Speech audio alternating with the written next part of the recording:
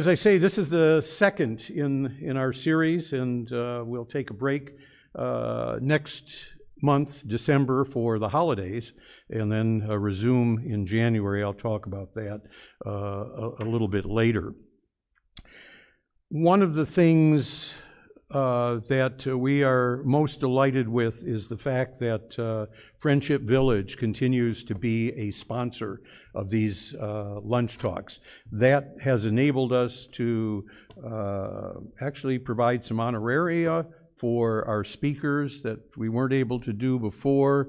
And if we can ever serve some goodies, we really can provide some great things. Coffee. Marianne Quillos is in the back, and she's dying to get busy again with coffee and pastries and all the other things that we've been able to serve in the past. And I'm told maybe by next month we will be able to do that.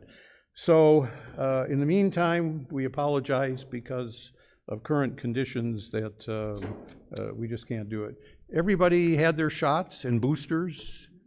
Oh, good. This is a good kind of crowd. No anti-vaxxers. By the way, is everybody a member of the Tempe History Society? Yeah, pretty good. All right. I was going to suggest those that aren't to get out. Or go to the back of the room where Marianne has a table set up and become a supporter of the society. It is not expensive. There aren't a huge amount of benefits just because we are free to the public. But if you become a member, then you are extra free. If you mention my name, then they will even welcome you even more than someone just walking in off the street. But membership is very important. A lot of what we do, grants are important. And when you apply for a grant, the grantor wants to know what your membership is like. Are you being supported in your efforts?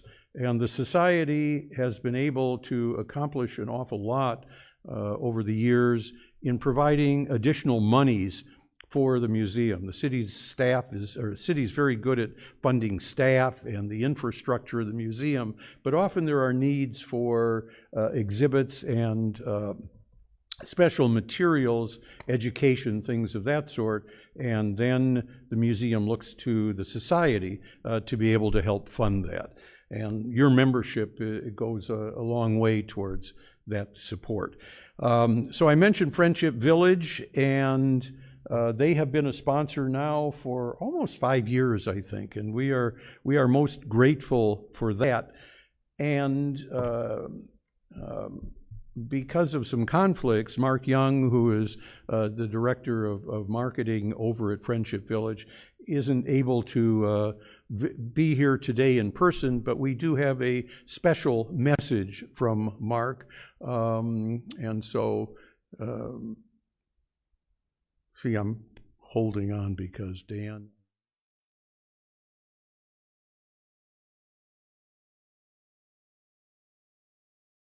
Hi, I'm Mark Young, and I'm the Director of Sales and Marketing here at Friendship Village in Tempe, Arizona. Friendship Village Tempe is a nonprofit entity which began in 1980 and provides quality residential housing for seniors, along with a wide array of services and amenities. Friendship Village is managed by Life Care Services, which started in 1971 and currently manages 133 communities in 32 states.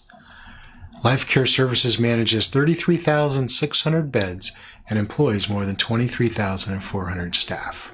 Friendship Village is designed to offer an environment that enriches your life.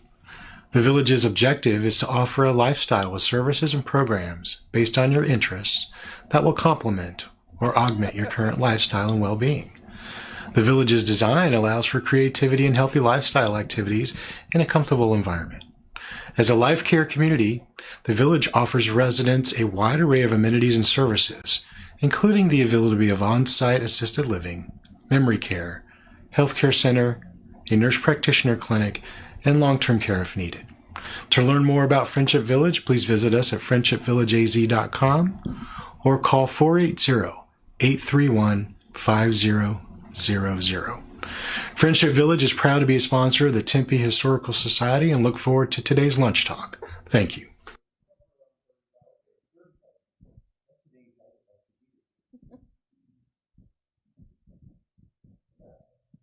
All right, thank you, Mark. And on to our program for today. We're really thrilled to have Dr. Christine Marin speaking to us today. Chris has also become a board member recently for maybe 6-8 months or a year, a little bit, and she stuck with it, which is absolutely amazing because we have an unusual board. Christine was born in Globe, so that makes her a lifetime resident of Arizona and has spent virtually her entire career at ASU. Starting out as a student, got a BA in English way back when, MA in history, and a PhD, all from ASU, and that's worthy of recognition in itself. And she also became active and was a founding member of the Mexican American Students Organization, which is now Mecha? Is that the Mecha? Okay. Mecha. Okay. It's an acronym anyway, correct? Yes, thank you. Over the years, I think she's been recognized with just about every award that and honor that one can receive for her incredible efforts over a very long career. The only thing yet is the Nobel Peace Prize, but I think her name is up for nomination, and I believe somewhere way back when she was nominated for an Oscar. So with all of the other awards, she's one terrific individual. And I could, just to show you that I did research. Of course, papers don't come apart. See, I've got all of this. Now I can read that, and that'll take up most of your time, but I think you can understand why we're so proud of her and the work that she has done and the contribution she has made, particularly in the area of Mexican-American relations and education. That's something that always needs strengthening and is still an ongoing thing. And Christine is now professor emeritus, so the work still continues. And she told me today she still goes into ASU every day, fights the traffic and everything else just to, and you've got a parking spot? A free parking spot? Wow. That one does not know how that may be the biggest perk that you can possibly get. I attended the University of Minnesota, and back then, in order to get even an outrageously expensive parking place on the campus, you had to show that you were a direct descendant of the founder of the university, and that put you on a wait list for 10 to 15 years. And by that time, you were long gone when you got a note, we've got a parking spot for you. So parking is always an issue. So Christine is going to talk about the Mexican women of the Tempe Territorial Normal School, a look at the the cultural and educational foundation of Tempe, 1885 to 1936. Please give a warm welcome to Dr. Christine Marin.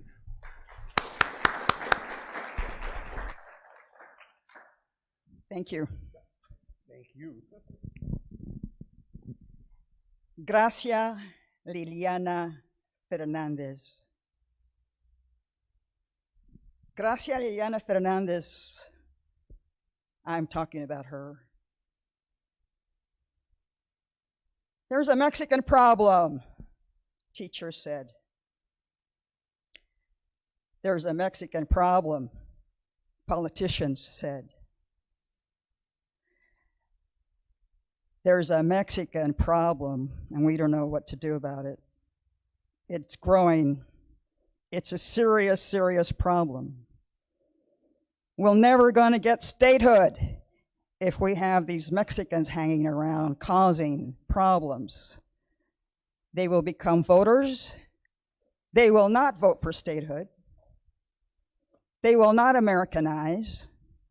They will not acculturate. They will not learn English. There is a Mexican problem in our territory, said parents. There's a Mexican problem in the biannual reports of school superintendents for the territory, for counties, Gila County, Maricopa County, Pima County, Apache County. In the mining towns, Maricopa County was full of these complaints, and this is it. Mexican children are growing in terms of population in our schools. They don't speak English. They're holding back the progress of our white children. They're holding back the progress of our students because these children refuse to learn English and because their parents don't want them to learn English. So we, teachers, don't speak Spanish. We educators don't know what to do about learning Spanish. We don't know where to go. What can we do, school superintendent? What can we do, state legislator? What can we do, white parents? What can we do, school superintendents? What can we do, school trustees? ¿Por qué nos quieren los mijos, mi hijo en la escuela, dicen los mexicanos? No quieren que nosotros hijos van a la escuela con los gringos, con los americanos. Parents wonder why their children cannot share classroom space with white children. Gracia Liliana Fernandez. Remember her. This talk about this Mexican problem, that Mexican children don't speak English, that Mexican children are holding back the progress of white children, of white students. They're not achieving because teachers are spending too much time and trouble with Mexican children who don't speak English. Because we teachers don't speak Spanish. We didn't learn Spanish. They didn't teach us Spanish in our training. We didn't learn Spanish in our communities. There's a problem that continues to grow. It's a racial problem, it's an economic problem, it's an ethnic problem, it's a language problem, it's a cultural problem, and it's all going to be blamed on the Mexican community, on the Mexican parents, on the Mexican families, on the Mexican children. The solution is, why don't they learn English? It is so simple. Once they learn English, they can progress in their own speed or their own way. The Mexican problem is solved in different ways, in different communities, and that is a problem that's going to persist in our state and in our southwestern states for decades.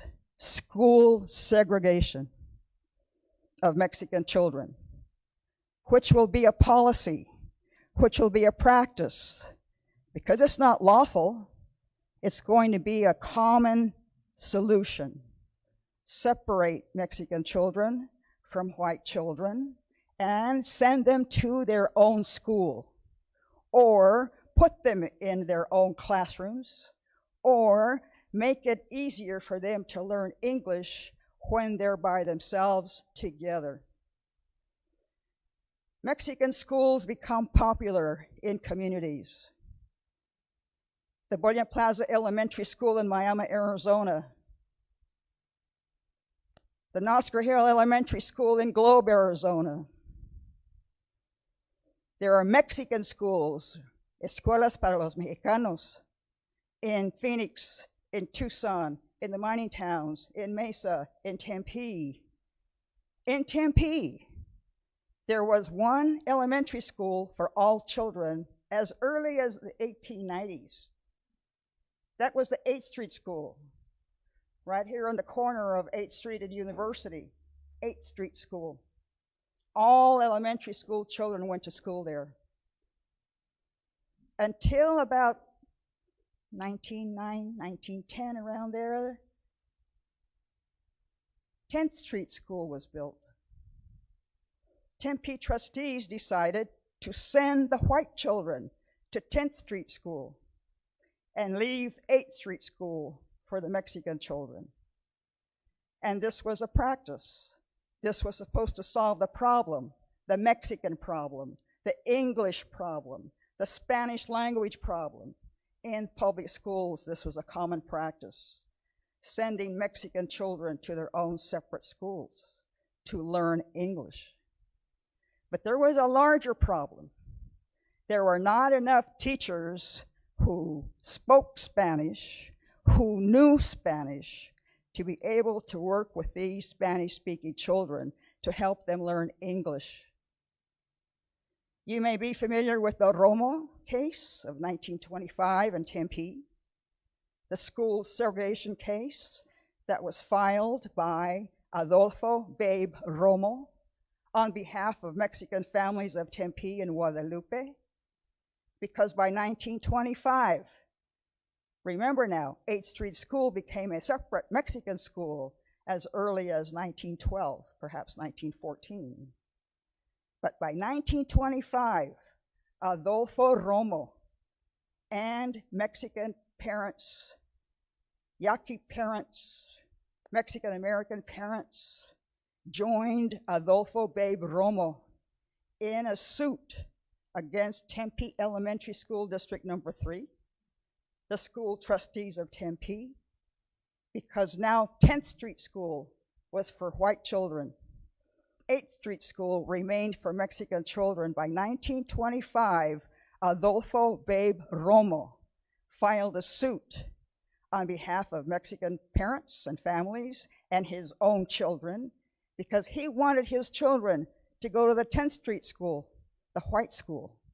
They were bilingual. Other children were bilingual. They spoke English. Why were they still sent and remained at the 8th Street School? Tempe trustees solved the problem of this Mexican school problem.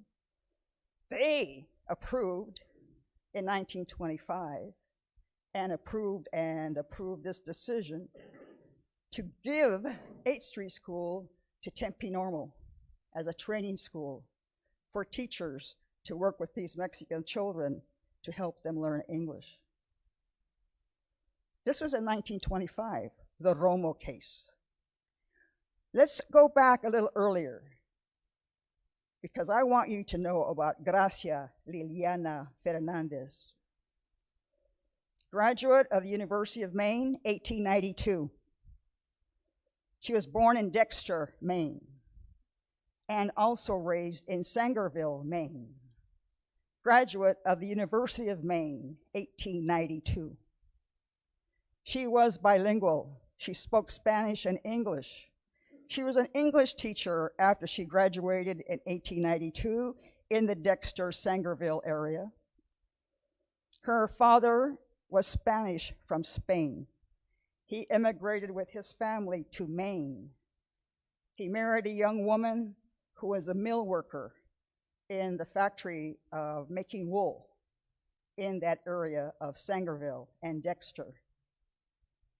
Gracia grew up, as her siblings grew up, speaking English and Spanish, becoming very bilingual. When she acquired her degree in 1892 from the University of Maine, she found work easily teaching English. That was her training. 1892, she is a customer or a teacher who has already signed up with agencies looking for teachers to come to the West. She develops this imagination of going to the West before it disappeared, she thought. They're looking for teachers who speak Spanish out there in the West. I know Spanish.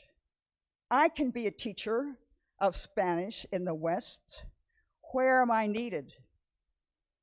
She learned that she was needed in the Territorial of Arizona because there were very few teachers who were taught Spanish to be able to teach English to the Mexican children of the territory. At the same time she learned about this problem, Tempe Normal School was being pressured by politicians, by white families, by families in general, to help do something about this Mexican problem, Tempe Normal School. President John Arthur Matthews learned of a way to solve this Mexican problem. His thinking was this: let's train teachers at the Tempe Normal School Spanish. Let's hire someone to come here and develop a curriculum and set up courses in Spanish so that our students at Tempe Normal School could learn Spanish and come away as teachers of Spanish. That was the thinking of the president, John Arthur Matthews, by 1906.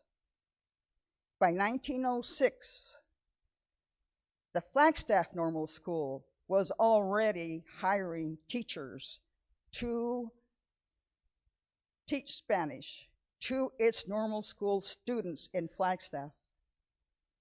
Those teachers were leaving the Tempe Normal School of Flagstaff to go to the rural areas to work with Mexican children and to teach Mexican children English. Tempe Normal School followed a year later, 1907. This is 1907. Gracia Liliana Fernandez comes to the territory of Arizona, to St. John's. She is being hired in Apache County in the St. John's School to teach English to Mexican children of St. John's, of Springerville, of El Tule, of San Antonio, these places where there is a growing population of Mexican families who are the descendants of the sheep herder families who leave northern New Mexico in great numbers for many, many, many years. They make that trek, taking sheep from New Mexico to St. John's, to El Tule, to San Antonio, to Springerville, to this area of Apache County, settled and originally settled by the sheep herder descendants, the Spaniards, the Spanish, the Mexicans, who leave New Mexico and end up in San Juan, later named St. John's. There's going to be a big conflict that persists today, this thinking, this history that doesn't go away. There isn't a very friendly relationship between the Mormons and the Mexicans in San Juan or St. John's. The population continues to grow. The Mexican problem in Apache County continues to grow. Gracia Liliana Fernandez is hired by the Apache County School Superintendent to come and help teach Mexican children in St. John's, in San Antonio, in El Tule, and in Springerville to learn English. She comes and she becomes very successful. There is only one other Mexican-American teacher, Emilia Hunt Garcia, who is able to be a roaming teacher to help teach children English. Gracia Liliana Fernandez comes to St. John's in 1900. She travels by train. She ends up in St. John's, and there are no standalone schools for the Mexican children who are attending Mexican schools. They're attending classrooms or makeshift rooms called classrooms in the homes of some of the farmers or ranchers in the St. John's area. So these children of these sheep herder descendant families, of these Mexican families, are being taught by Emilia Hunt Garcia and by Gracia Liliana Fernandez. Miss Fernandez, I'm going to tell you about why she's wearing that cap and gown in just a moment. Gracia Liliana Fernandez stays in St. John's, El Tule, San Antonio, and Springerville area, teaching English. She becomes a principal of the St. John's Elementary School. Remember, they're not standalone school buildings. There are classrooms in the homes of families, teaching children going to school, becoming educated, Mexican children also learning English. By 1907, more pressure is being aimed at Tempe Normal School to train its teachers Spanish.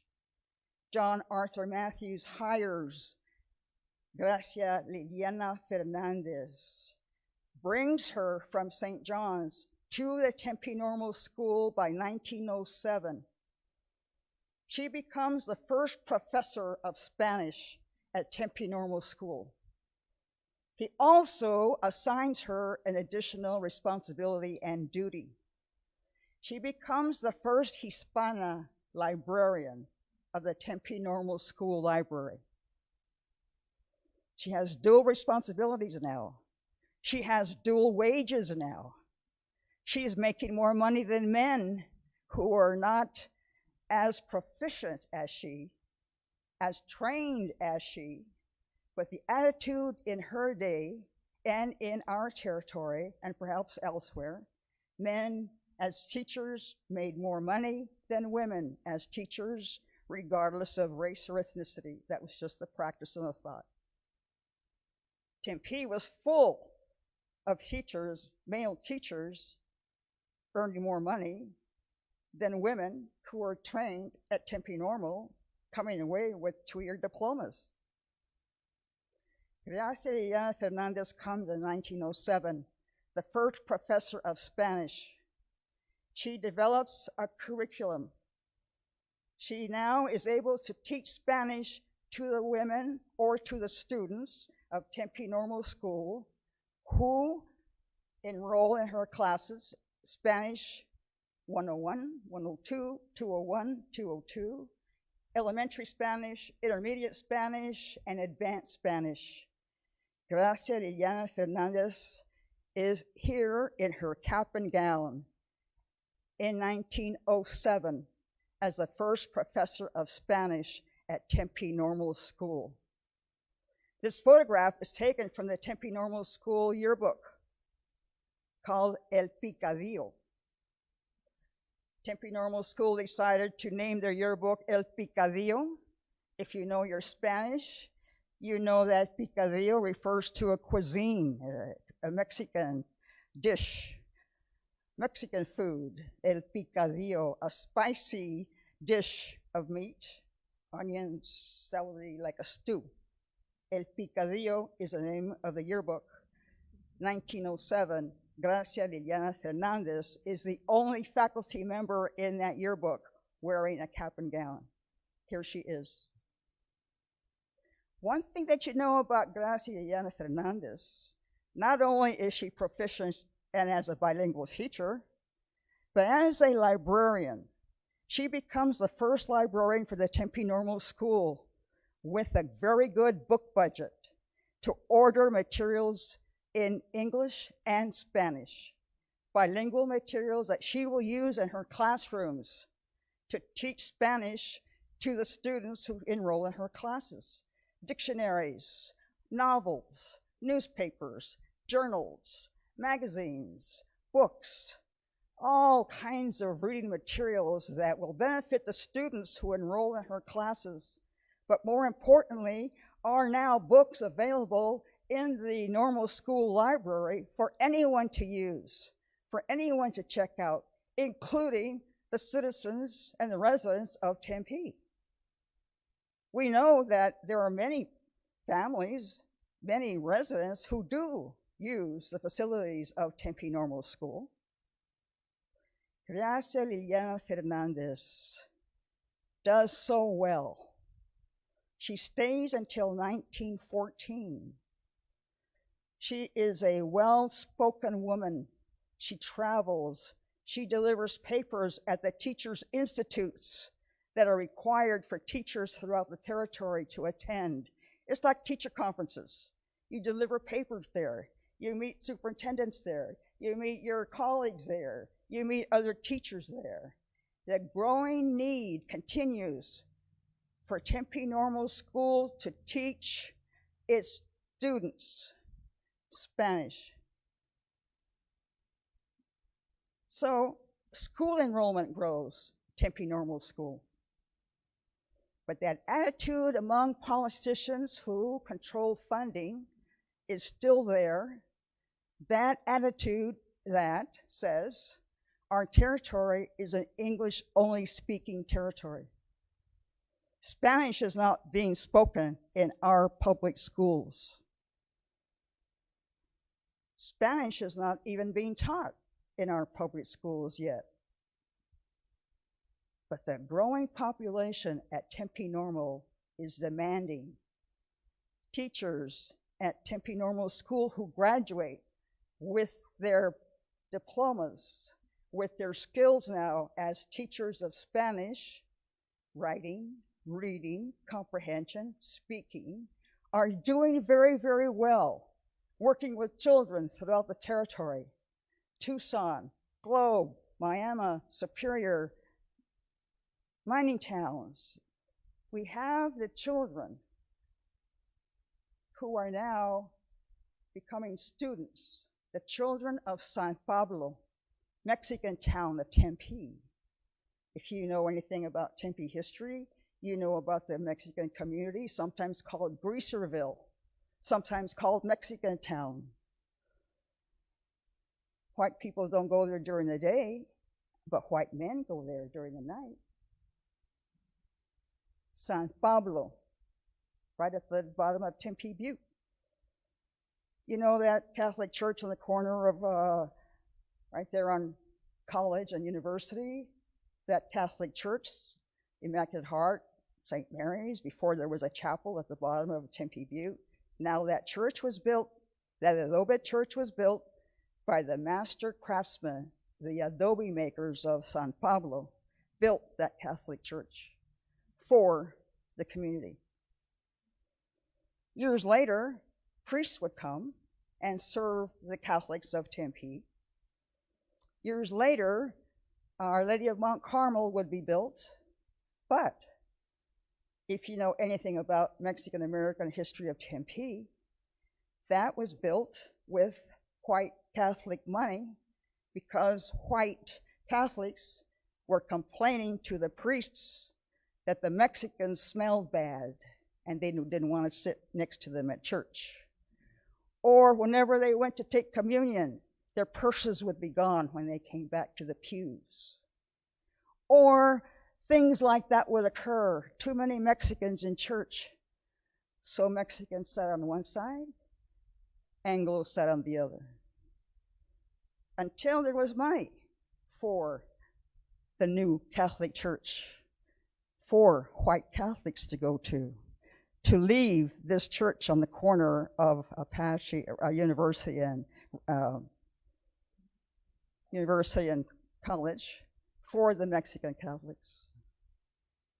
That would continue, this kind of thought, English only. Gracia Liliana Fernandez was such a good teacher, a good professor, well-respected, well-known. She delivered papers. She was the editor of a journal of foreign languages that was so popular in the territory that that journal then grew. More and more members from other states whose teachers spoke Spanish became members of this group to publish this journal in English and in Spanish. The journal addressed issues that Spanish teachers would always face. Where to get materials to teach students Spanish.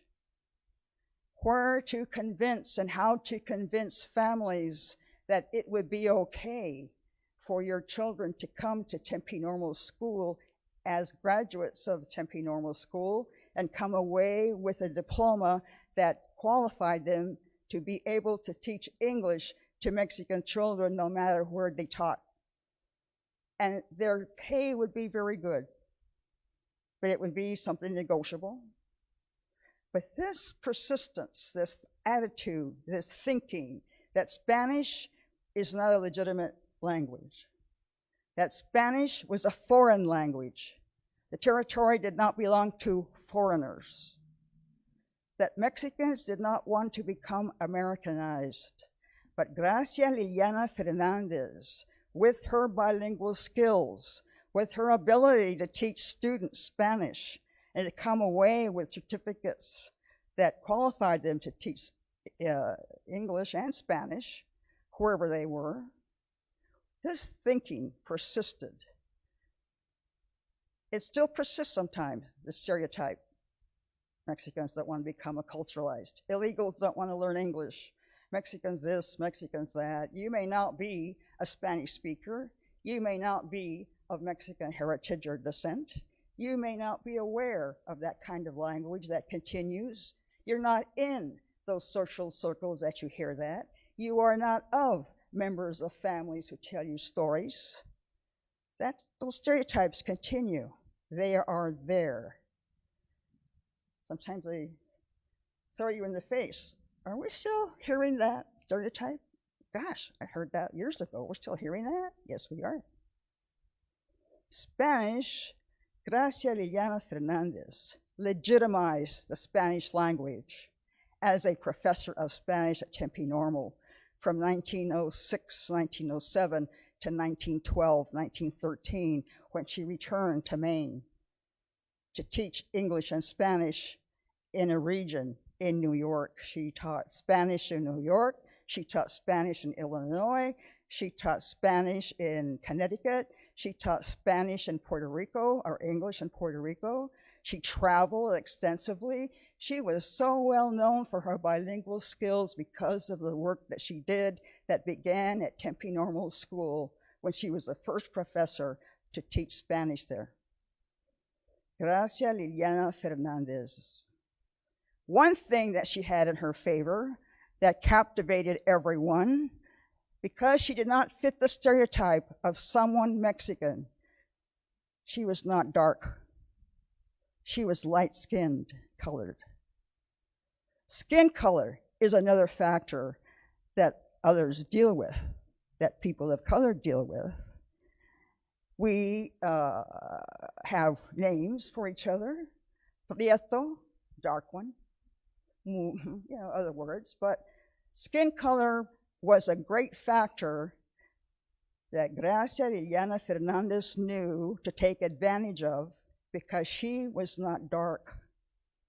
And because she was light-skinned, she was able to move in the circles of white teachers, white Americans, white politicians, white administrators, because once they looked at her, not only did they see her beauty, but they saw her light skin, and she was not a threat. She was not a problem. And because she spoke English and Spanish so well, she was not a threat. She was a professor at Tempe Normal School. She was a teacher with qualifications and training. She was well respected. She was spoken of very highly by the president of Tempe Normal School. So we have this young woman, Gracia Liliana Fernandez, makes Spanish important, makes the Spanish language legitimate, makes the Spanish language admirable, makes the Spanish language something good, make the Spanish language more important than you would ever think it would be. Bilingual education, English only, fighting these issues in our territory, in our state, in our nation. English only versus what? Had to be fights for bilingual education. There had to be fights for English only classes. There had to be fights for more Spanish classes. Teachers today, oh, you have to admire the AEA, the state AEA, Arizona Education Association, supported the efforts to bring Spanish into the classroom, for students to come away with degrees in Spanish. You have to know the Mary Lou Fulton College of Education at Arizona State University today brings in millions of students and dollars every year, every semester. Classes are in demand for classes in Spanish. More and more students today come away with degrees in Spanish than you would ever think. More and more often, students in the Mary Lou Fulton College School of Education are asking for more classes and ways to learn Spanish, because there is still that need for teachers to be able to help students who do not know English if only the teachers knew Spanish. Tempe Normal School, Arizona State University today is still called a teacher's college. Arizona State University built its reputation as a teacher's college. Arizona State University has legitimacy, not just because it's a teacher's college, it's one of the major academic research universities in the world, in the United States. Leadership now recognizes the importance and the value of bilingual education. But we still live in this state where sometimes bilingualism is ignored when it comes to state money. Sometimes bilingualism is laughed at, ridiculed, not taken seriously. The thinking is, well, why don't you want to learn English? Why do you refuse to learn English? I can't say it. I do know that my parents went to a Mexican school in Miami, Arizona, the Bullion Plaza Elementary School. So did my brothers. I come along a little bit later. By that time, things had changed for me and my siblings, my other siblings. We didn't have to do that. We weren't punished for speaking Spanish in school, in the classroom when we weren't supposed to, or outside when we weren't supposed to. You can read at the Hayden Library oral histories that are housed in the Chicano Research Collection and archives there. Narratives written by adults who recount in their oral histories punishment because they spoke Spanish when they weren't supposed to in their public schools. Or they have described what it was like to attend a Mexican-only school, or what it was like for them to hear stories from parents who talk about the racism that they encountered as children or as students in their public schools, in their towns of the territory or of Arizona. These kind of things you probably don't know or hear about or read about or learn about. These kind of things maybe your parents talk about or friends talk about or neighbors talk about. These kind of things perhaps your grandchildren or great-grandchildren talk about if they have taken classes in English, ESL, or in ethnic studies, or Mexican-American studies, or Latino studies, or Chicano studies, where these kinds of stories are told, or ways of learning. They are there. So I just want you to remember, Gracia Liliana Fernandez leaves Maine in 1900 to come to St. John's to the west. She travels by herself. She comes by train. She stays in St. John's from 1900 to 1905. teacher, bilingual teacher, principal, St. John's, El Tule, and San Antonio, and also in Springerville. And St. John's rises in its importance, not only because it's the county seat of Apache County, but because it becomes known as having teachers who are trained in Spanish to be able to teach Mexican children English.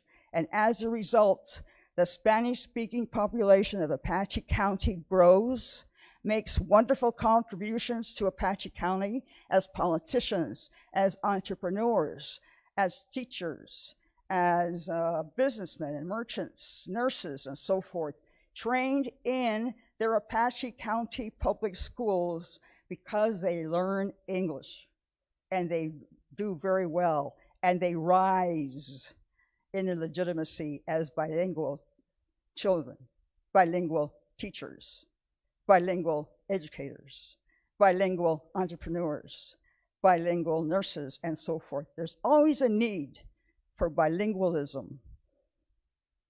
There's always a demand in businesses or among professionals. You see want ads, you see classifications, bilingualism important. Spanish-speaking teachers needed. So remember, we live here in Arizona, we live here in Maricopa County, we live here in the mining towns, we live here along the border. We're so close.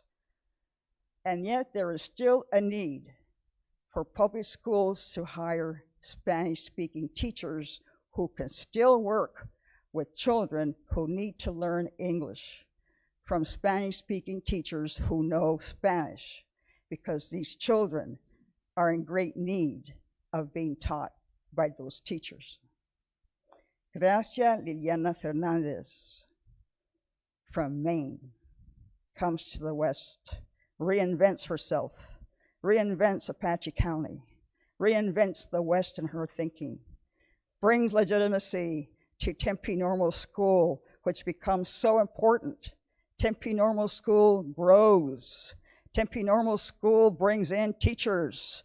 Tempe Normal School trains teachers in Spanish, way ahead of Flagstaff Normal School. So that's my story. Gracia Liliana Fernandez.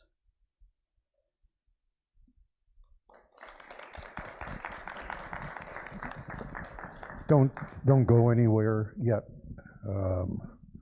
Hold on, let me put this. And I know he's been writing down questions.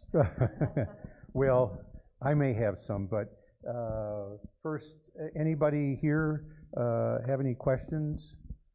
Yeah, let me bring this mic to you so we can get it on the stream too. My mother taught at the 8th Street School, early 40s. Now, they were totally Mexican children there. I have pictures, you know. So did she have to speak Spanish in a lot of the classes, or did she teach, do you think, it never occurred to me, did she teach all of her classes in English and they just had to catch up? Have any idea? Teachers made an effort to learn Spanish so that they could better communicate with their children as students, and so they could better communicate with their parents.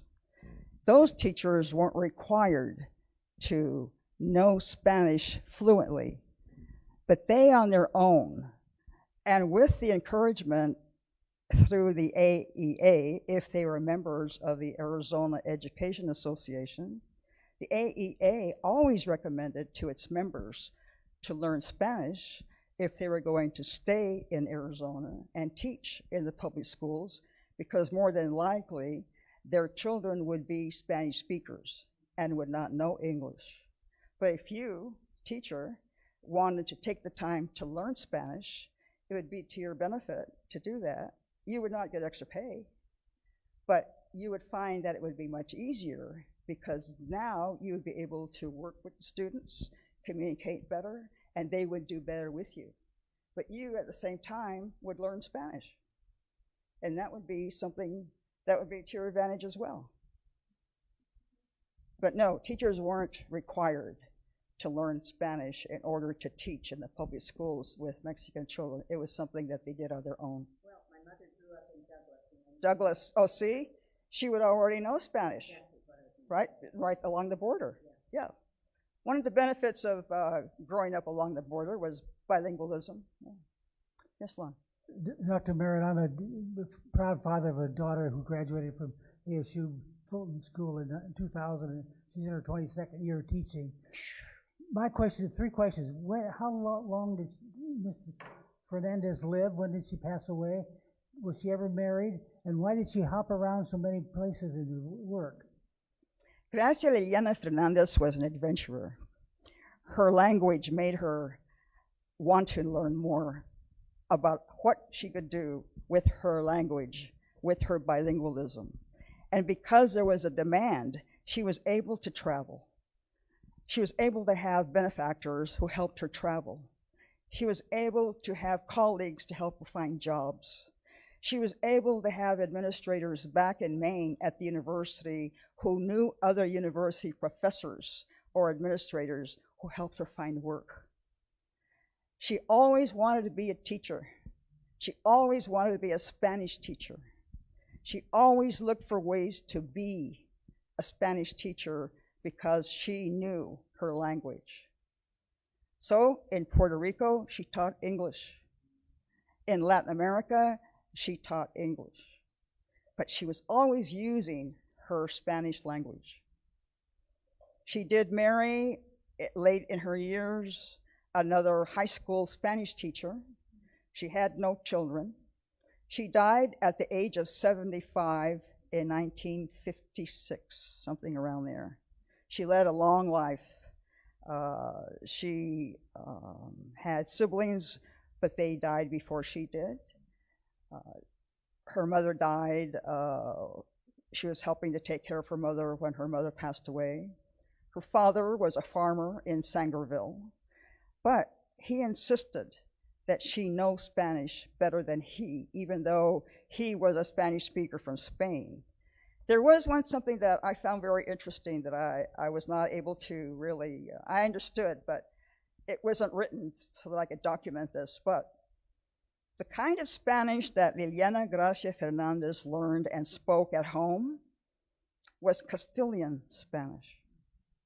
So when she came to this territory of Arizona, and she was in St. John's, or if she was in Springerville, or if she was El Tule,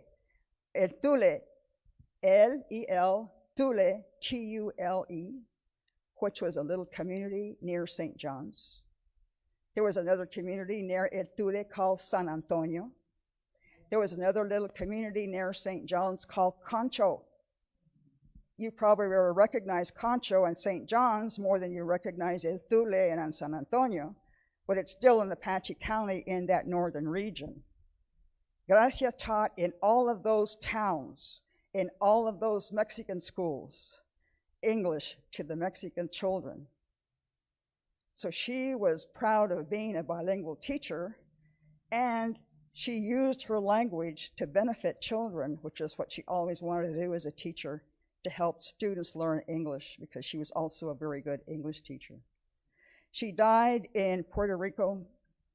A family member brought her body back to Sangerville, and they buried her in Florida, where there was another distant relative living in Florida who was related in some way to her father. No one has written about Gracia Liliana Fernandez. I discovered her quite by accident because a friend of mine wrote a dissertation called Desert Dreams. My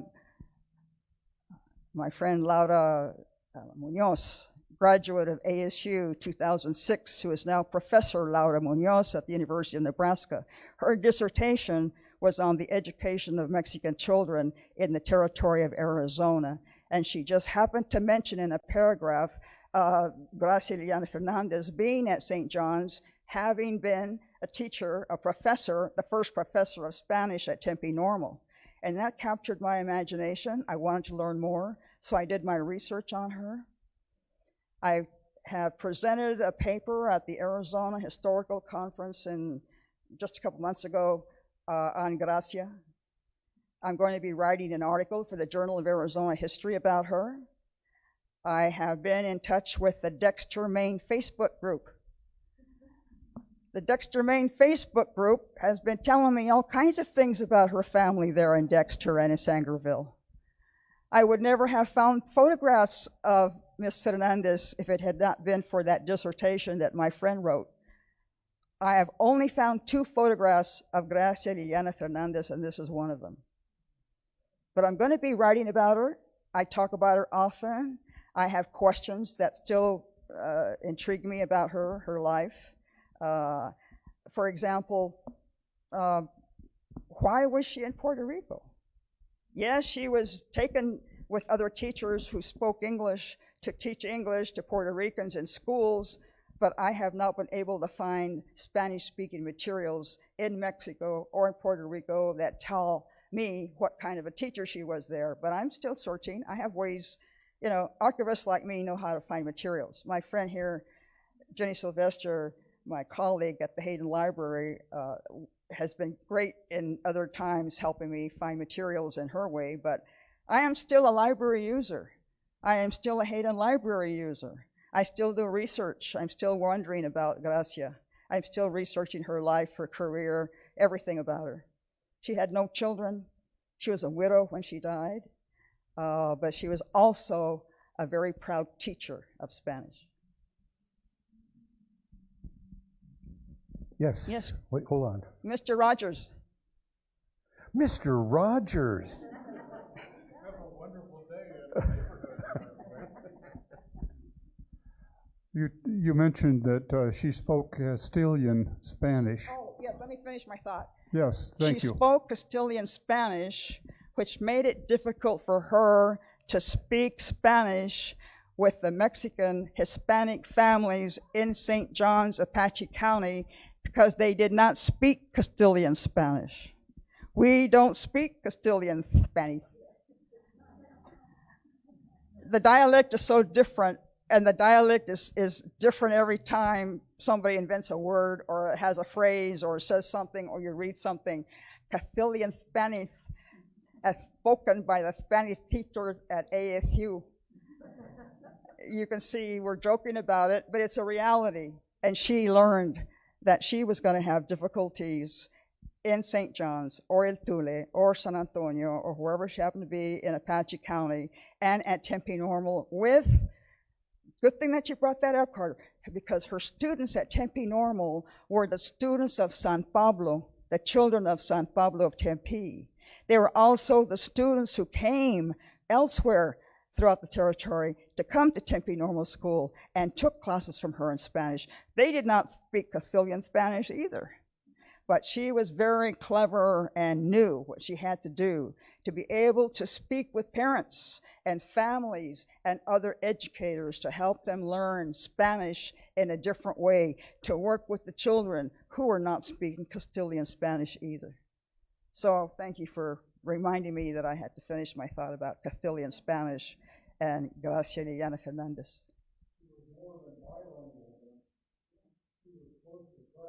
Yes, multilingual. Eduarda, just a moment. Eduarda, hi.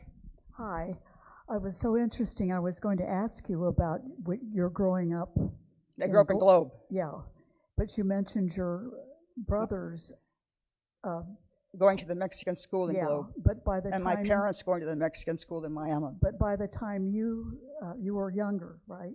Oh yes. By the time I got around, they did not do that. They did not have Mexican schools any longer. Let me explain it this way. In Arizona, there was the law that called for the school segregation of African American children by 1909. That school segregation and segregation of African American children in the public schools of Arizona, which related to elementary schools, persisted until 1951. 1909, 1951, school integration is now lawful. Gone are those African American separate schools. Carver High School had to integrate, or Phoenix Union had to integrate.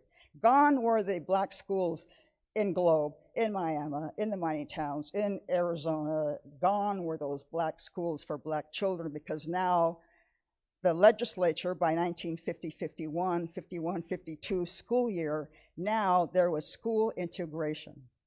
White children could now go to school with black children in public schools. So by the time I come along, there is no longer Mexican school in Globe or Miami. Now you go to the same school. You don't have to go to a separate classroom. That was another way that they skirted around. Well, we're not separating, we're not segregating. Well, there are separate classrooms in the school building. Maybe there is not a separate school building, but that's when I come along. There was no separate school building, and there was no longer a Mexican school in Globe or Miami. I just wanted to mention that my mother graduated from Tempe Normal School when she was 18, and her first assignment was at Dos Cabezas. Dos Cabezas? Mm-hmm. And she was able to communicate with those. It was mixed, of course, mixed there, and she was able to communicate with the Mexican-American children.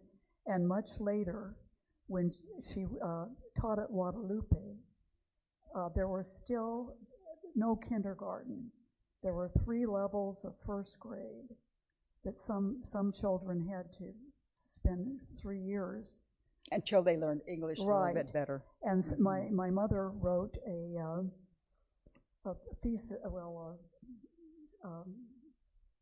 a paper. Well, anyway, called English is Fun, and she taught English with songs and dances, and that really helped. And that curriculum actually got used on the reservations. There were ways for teachers to help children learn English if they did not speak English. Music, art, drawing, math, different ways to help students learn colors, toys, to make that association with the object using the word in English, but also using the word in Spanish and making the connection in a sentence. And then remembering that sentence and repeating that sentence. And then first there's one sentence, and then there's another, and there's another, and pretty soon you have a little dialogue and a little language lesson going. Because there isn't written, the children aren't able to read in English yet, but they can hear, they can comprehend, they can repeat, they can see how you're able to use music or drawings or art to teach a language. It doesn't have to be Spanish. It could be other languages as well. But yes, teachers made efforts because, see, teachers wanted to help children. That's why they wanted to be teachers. That's what they would do. That's what they would do on behalf of their students, of their children, and because they wanted to learn Spanish as well. And they wanted to be able to talk with parents. Oh boy, PTOs, PTAs, those teachers belonging to AEA. I have to brag about AEA. I know today that word union is a bad word. Today Red for Ed is maybe not as popular. Today teachers may not get the respect that they deserve because they are now doing things differently. Times are changing. Teachers grow, teachers do the best they can. It's always do the best you can. And the AEA always supported its teachers. The AEA in the late 40s and the early 50s helped to integrate African American children into white schools. They fought their principals, they fought their legislators, they fought hard to be able to bring integration in the public schools, no matter where they were. The AEA did that. Oh, the AEA, they're good and bad. Everybody has something bad or good to say about the AEA. But remember, I come from a mining town. I grew up with a labor consciousness. I grew up with parents and families who belonged to unions. I belong to that kind of thinking about unionism. What can you do? It's part of you. I may not be the only one from a mining town who speaks about unions all the time, but I come from that generation where I know what unions did for my dad. Equalized his wage, brought safety to his working conditions, helped eliminate racism and discrimination in the workplace, brought him equality. His labor union did that, and men like him. So I grew up with that. I learned about that. I saw that. I heard it. My mother talked about it all the time. My dad talked about it all the time. I learned that. All of our men taught that. Congressman Ed Pastor from Miami, Arizona. His dad and his uncle were labor organizers in the AFL-CIO in Miami. And there were many men like him. Alfredo Gutierrez, Miami, Arizona. Ronnie Lopez, Miami, Arizona. Ernesto Calderon, Morenci, Arizona. I'm mentioning these names of well-known educators, politicians, entrepreneurs, administrators, politicians now who are in their 70s as they age. They have heritage, they have established a sense of communities, they have their own reputations, they have their own dialogues, they have their own archives, and students now can learn from their examples. So being from a little mining town like Globe, Miami, Superior, Winkleman, Hayden, Morenci, Clifton, you will learn about so many leaders from the mining towns who have made so many positive changes and contributions for our state of Arizona. Copper is still being mined. I get that question. Oh, you still got copper up there? Yeah. Yeah. There's a joke among mining town families that whenever a Democrat is in power, the price of copper goes up. Men are working. When a Republican is in power, price of copper goes down. There's layoffs. It's just a joke. You know, in listening to all of this, a couple of things came to mind, and this is rhetorical. Who was here first? Long before Anglos came, we had indigenous people. And it is really interesting. It's sort of like the great philosopher Yogi Berra said, deja vu all over again. As soon as the Anglos came in, and that's true throughout the country, we're bullies. You know, we took over. It was improper for Native Americans to speak their language. They had to learn English. And then even in Tempe, long before the first Anglo came here, you had people coming up from Mexico living in this area. They were the population. Whites were the minority, but yet somehow they had the they had the money and developed the power. But while you were talking, I did a little bit of research. The people of Mexican descent is ever increasing. Right now, 41.8 million people in this country are Spanish speakers.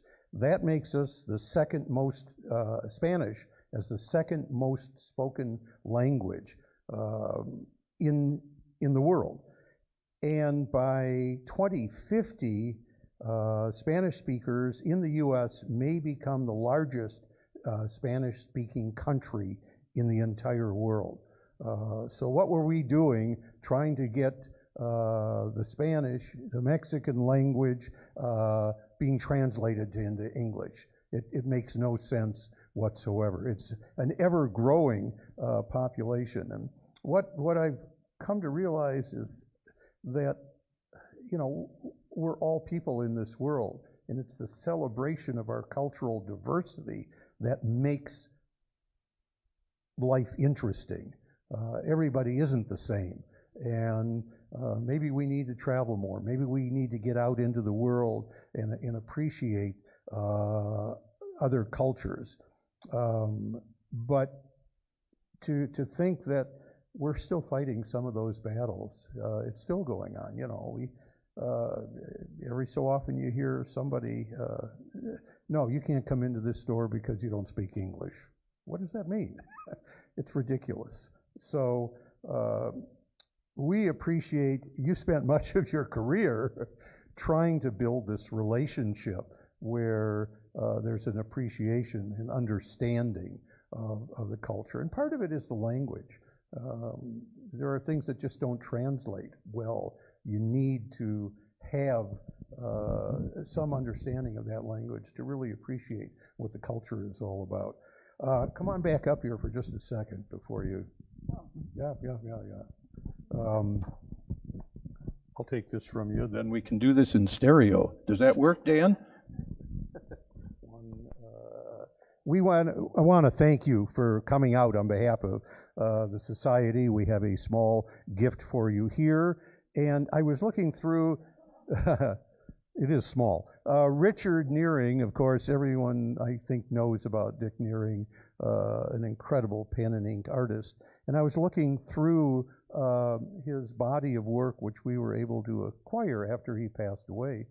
But I didn't find anything that like the Gonzalez Martinez house, or help me with the other one, the Elias Rodriguez house. I don't think he ever drew those, and I wanted to pass on to you a Richard Nearing print, but the closest I can come is the Brown Strong Reeves house. But maybe hidden away are some drawings of Dick Nearing. So yeah. Thank you so much. Let's give a big hand to Dr. Marin.